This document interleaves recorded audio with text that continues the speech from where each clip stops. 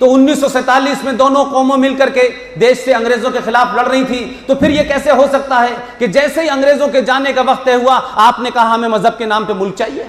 तो आप अपने मजहब के नाम से मुल्क के लिए लड़ रहे थे या भारत की आजादी के लिए लड़ रहे थे? हमने तो नहीं कहा कि हमको हिंदू राष्ट्र चाहिए, हमने फिर भी नहीं कहा। लेकिन कुछ लोग अपने मुल्क के एजेंडे के लिए लड़ रहे थे, उन्होंने मांगा, आपने दे दिया।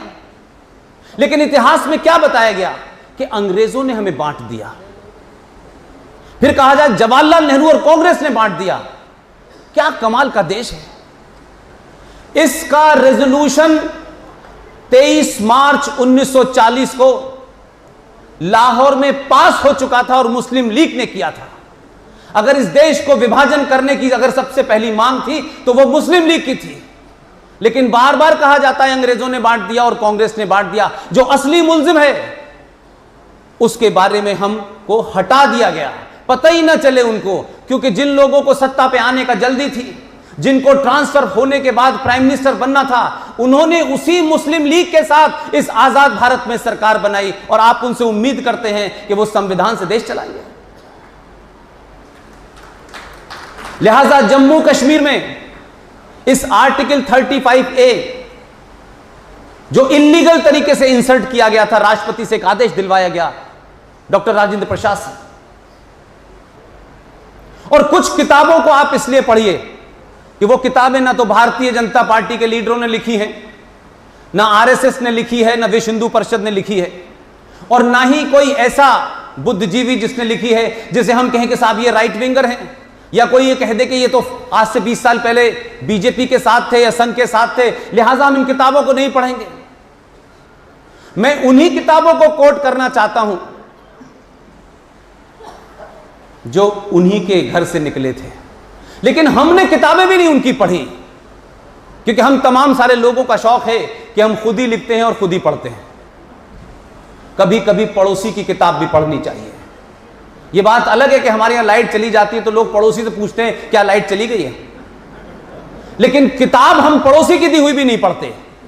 अगर आपको किसी सही नतीजे पे पहुंचना है तो आपको हर उस राइटर की किताब पढ़नी चाहिए जिसका नाम शायद आपको अच्छा ना भी लगे, लेकिन पढ़िए, तब आप किसी नतीजे पे पहुंचेंगे।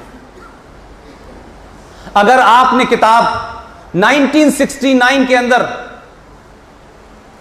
India from Curzon to Nehru and after, written by Durga Das, Oxford press ने उसको छापा, उस किताब का पेज नंबर 353 पढ़ लेते आप, 13वें नंबर का चैप्टर पढ़ लेते प्राइम मिनिस्टर एंड प्रेसिडेंट, तो आपको इस धारा के बारे में इशारा मिल जाता कि उस वक्त का प्राइम मिनिस्टर कितना बड़ा डिक्टेटर था।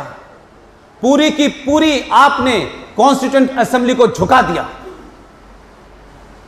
शेख अब्दुल्ला को खुश करने के लिए, शेख अब्दुल्ला की नाजायज मांगों को मांगने के लिए। आपने जब 370 के लिए आपके पास शेख अब्दुल्ला आए तो आपने कहा मेरे पास मत आओ, आप बी आर अंबेडकर को जाके किसी तरह से मनाओ। तो बी आर अंबेडकर को भी इस देश में लोगों ने गलत बहुत तरीके से कोट किया है। जितनी किताबें हैं, मैं समझता हूं कि आधुनिक भारत में अगर सबसे ज्यादा सच बोलने वाला कोई आदमी था तो वो बी आर अंबेडकर था। और ये बात मैं इसलिए कह रहा हूं कि उन्होंने अपने बीबीसी के इंटरव्यू में कहा किताबों में टेम्परिंग हो सकती है, कम से कम विदेशी मीडिया को दिए इंटरव्यू की में टेम्परिंग नहीं हो सकती। और वो लोग लाख बुरे हो, आप पे राज किया हो, लाख कमियां और खराबियां हो सकती हैं, लेकिन उन्होंने भारत के इतिहास से टेम्पर नहीं किया। जो था उनके अपने लोगों की भी जो खामियां थी वो भी वो लिखते हैं, और जो आपकी खामियां थी वो भी वो लिखते हैं।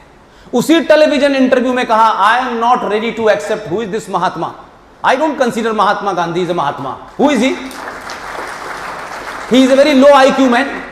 अगर ये कोई कह दे तो बवाल हो जाएगा, लेकिन अंबेडकर ने कहा है तो उसको छुपा के रखो।